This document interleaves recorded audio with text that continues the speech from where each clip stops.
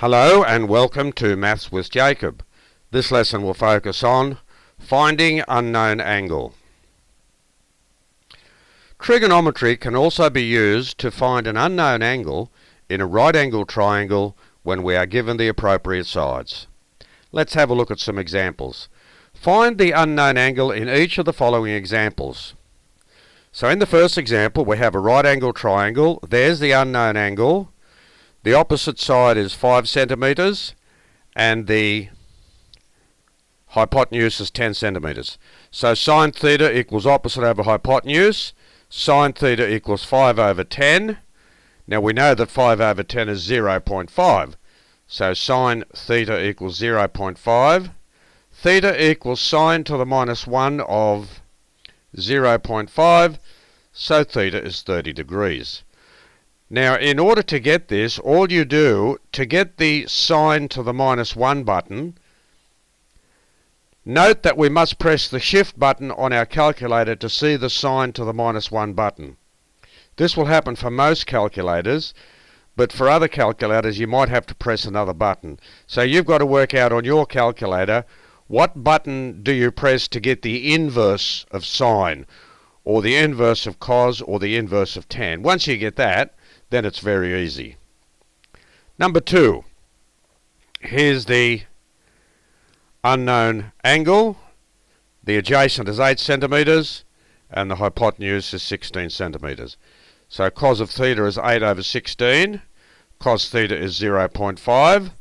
So theta is cos to the minus 1 of 0.5. So if we plug in 0.5 into our calculator and press the cos to the minus 1 button, we get 60 degrees for theta. Next example, there's theta. The opposite side is 8 centimetres and the adjacent side is 3.9 centimetres.